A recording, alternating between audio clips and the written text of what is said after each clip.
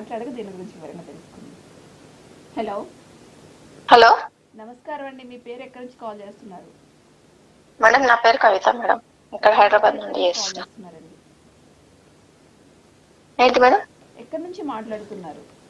Hyderabad madam, Hyderabad నుంచి. ఎవరి గురించి తెలుసుకోవాలండి? మా అక్క కూతురు గురించి. పేరు, డేట్ ఆఫ్ బర్త్ తెలియచేయండి అమ్మా. పేరు Sushmita. Sushmita. Date of birth వచ్చేసి 26 జనవరి 1995. 26 జనవరి 1995. అవును మేడం. పుట్టిన టైం, పుట్టిన స్థలం కూడా తెలియచేయండి అమ్మా. టైం తెలీదు మేడం. టైం ఉదయం సాయంత్రం తెలీదా? తెలీదు మేడం. టైం, ఏరియా, ప్లేస్ వచ్చేసి మహారాష్ట్ర. టైం లేకపోతే కష్టం అమ్మా, పేరు మీద చెప్పుకోవచ్చు. అంటే ఉదయం సాయంత్రం అని తెలియచేస్తే చూస్తారండి. టైం తెలీదు మేడం.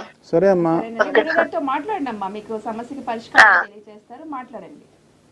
అదే మ్యాచెస్ చూస్తున్నాం గురుగారు, సెట్ అవ్వట్లేదు. అంటే ఇప్పుడు మీ సిస్టర్ కూతురికి ఏంటంటే పేరు మీద చూస్తే సుష్మిత అంటే కుంభరాశి వస్తుంది, శతభిష నక్షత్రం 4వ పాదం. ప్రస్తుతం ఆ అమ్మాయికి జన్మరాశిలో శని సంచరిస్తున్నాడు. నామ నక్షత్రం అంటే నామరాశిలో శని సంచారం, దానివల్ల పనులు కొంచెం లేటుగా అవుతాయమ్మా.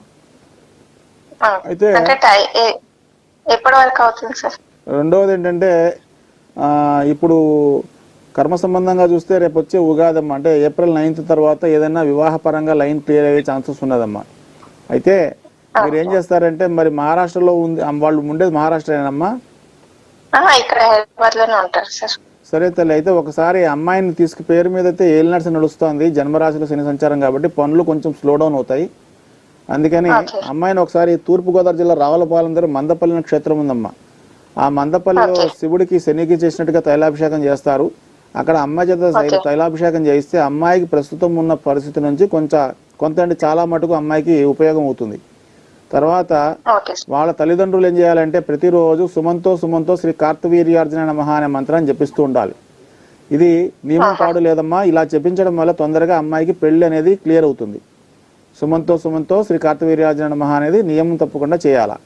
అలా చేస్తుంటే అంటే దీనికి నియమం అనేది లేదు, ఇంకా పొద్దున్న నుంచి సాయంత్రం వరకు వాళ్ళ ఇష్టం ఎంతనే జపించవచ్చు. తర్వాత ప్రతి షష్ఠి రోజున, ప్రతి నెల షష్ఠి రోజున శివుడికి పంచదార మాత్రమే కలిపిన ఆవు పాలతో అభిషేకం చేయమనండి. తొందరగా అమ్మాయికి వివాహ సంబంధమైన రుగ్మతలు కానీ ఆటంకాలు తొలగిపోయి తొందరగా అమ్మాయికి వివాహం సఫల్యం అవుతుంది. సరే తల్లి, రైట్. సరేనమ్మా, విన్నారు కదా.